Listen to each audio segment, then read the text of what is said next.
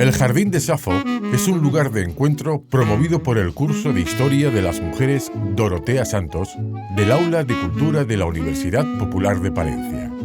En estos podcasts vamos a conocer la biografía, pero sobre todo la obra y el pensamiento de mujeres que han dedicado su vida a las letras. Poetisas, ensayistas, periodistas o novelistas, compartiendo una labor de investigación y participación de las alumnas. Nueva entrega de nuestro Jardín de Safo. Tengo que recordaros que este es un podcast, es un programa, es un espacio muy participativo. Y diréis vosotros, bueno, ¿y por qué es participativo? Si simplemente o solamente hablas tú.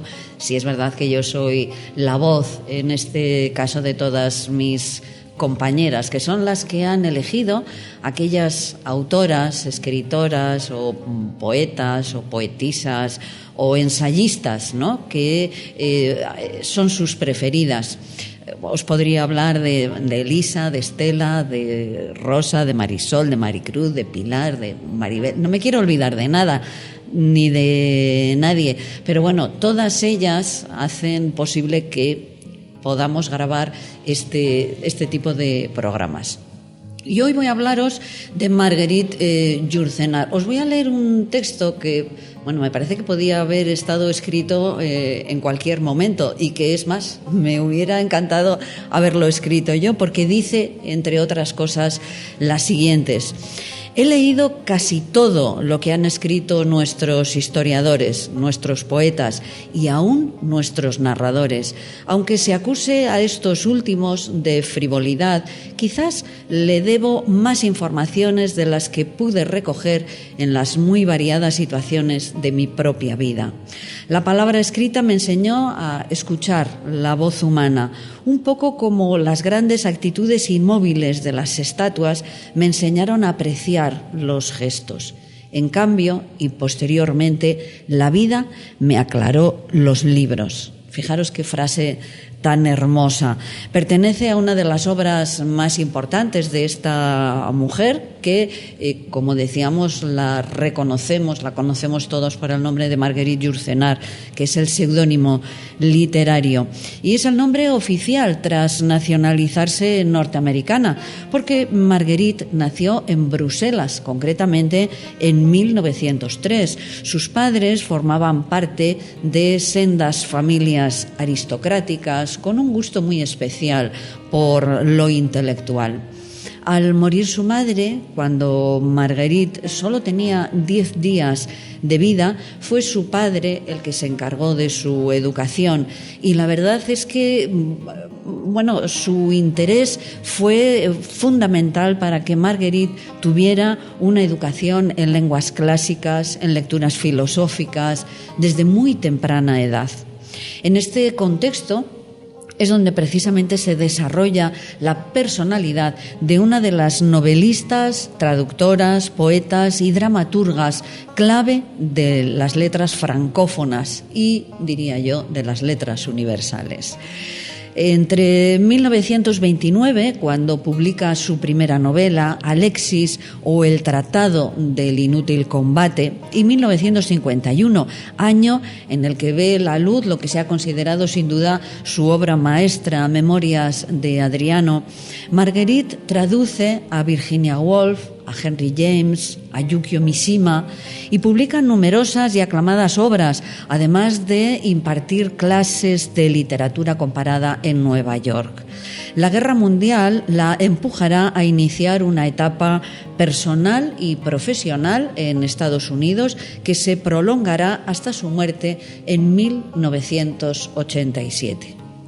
La obra de Marguerite Yourcenar, que sigue la vida y la muerte del emperador Adriano, fue un éxito rotundo y la situó entre los grandes de la literatura moderna.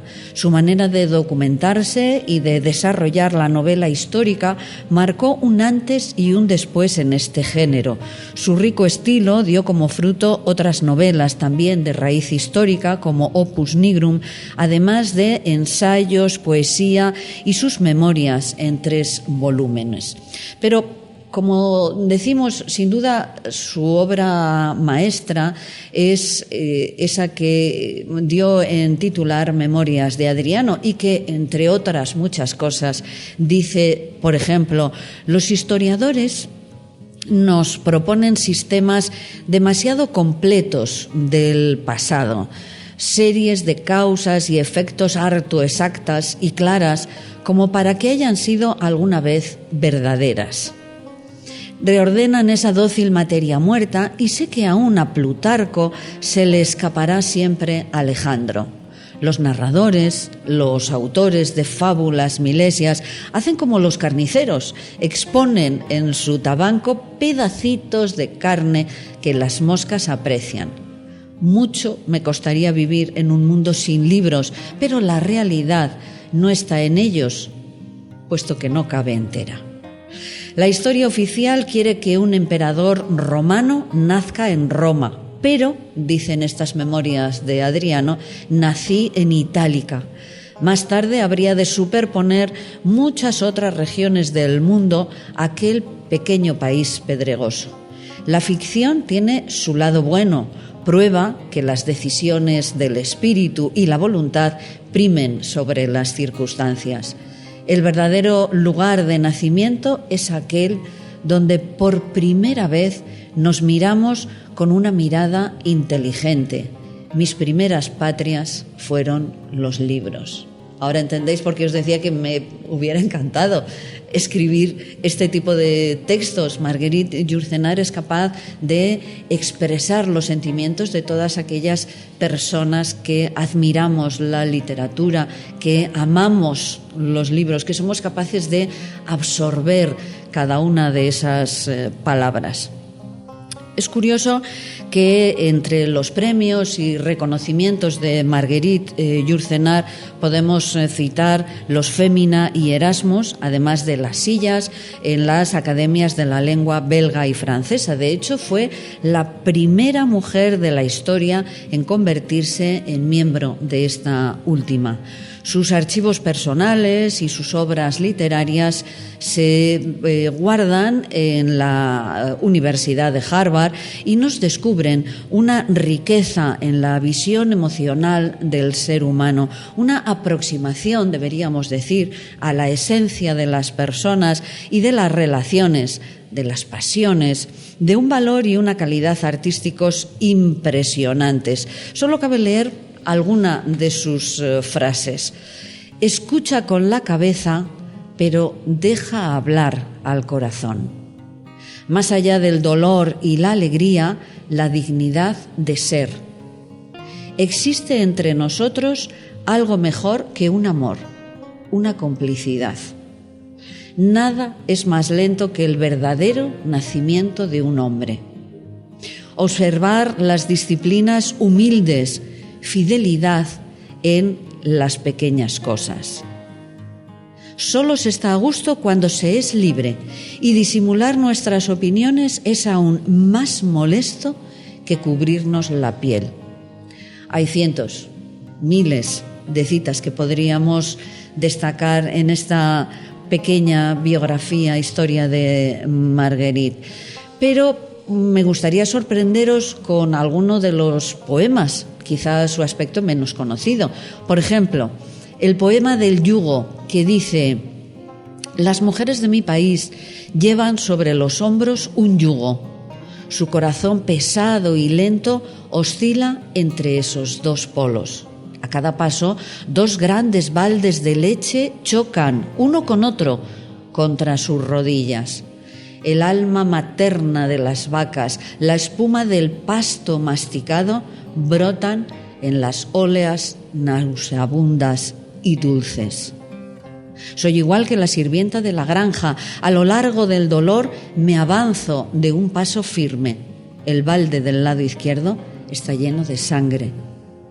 Puedes beber y saciarte de ese pujante jugo. El balde del lado derecho está lleno de hielo. Puedes inclinarte y contemplar tu rostro laso. Tiene también algunos poemas eróticos. Dice: tú la avispa y yo la rosa, tú el mar, yo la escollera, en la creciente radiosa tú el fénix, yo la hoguera, tú el narciso y yo la fuente, en mis ojos tú brillando, tú el río y yo el puente. Hay otro que se titula Firme propósito, que dice, entre otras cosas, ni ampararse del día bajo el árbol de nieblas, ni morder el verano en las frutas dormido, al muerto evaporado y vano de haber sido, ni penetrar el centro del álgebra frío, ni en el vacío clavar la máscara infinita, ni sembrar el olvido en el glorioso río y derramar la nada en la tumba bendita. Y tiene cuentos realmente hermosos. Hay uno titulado El cuento azul, que, bueno, por su extensión no os voy a leer en este podcast, pero sí me gustaría al menos picaros un poco y iniciar su lectura. Dice así: los mercaderes procedentes de Europa estaban sentados en el puente, de cara a la mar azul, en la sombra color índigo de las velas remendadas de retazos grises. El sol cambiaba constantemente de lugar entre los cordajes y con el balanceo del barco parecía estar saltando como una pelota que rebotara por encima de una red de mallas muy abiertas. El navío tenía que virar continuamente para evitar los escollos. El piloto, atento a la maniobra, se acariciaba el mentón azulado. Al crepúsculo, los mercaderes desembarcaron en una orilla embaldosada de mármol blanco. Vetas azuladas surcaban la superficie de las grandes losas que antaño fueran revestimiento de templos. La sombra que cada uno de los mercaderes arrastraba tras de sí por la calzada al caminar en el sentido del ocaso era más alargada, más estrecha y no tan oscura como en pleno mediodía. Su tonalidad, de un azul muy pálido, recordaba a la de las ojeras que se extienden por debajo de los párpados de una enferma. Este es el hermoso cuento azul de nuestra protagonista de hoy, Marguerite Yourcenar. Os animamos a que leáis cualquiera de sus obras, pero especialmente Memorias de Adriano, que es sin duda una de las obras maestras de la literatura universal.